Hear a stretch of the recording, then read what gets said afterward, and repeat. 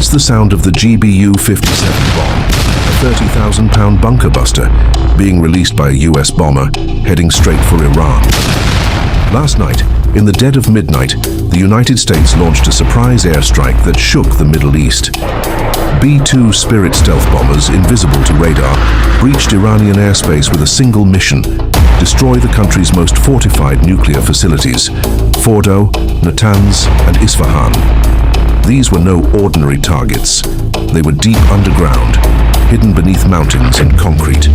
But the GBU-57 Massive Ordnance Penetrator was built for exactly that: to shatter anything buried deep below the surface. The strike wasn't random. US intelligence revealed Iran had resumed near-weapons-grade uranium enrichment. Diplomacy had failed, tensions had peaked, and President Trump gave the order, calling the mission a necessary act to eliminate a global threat.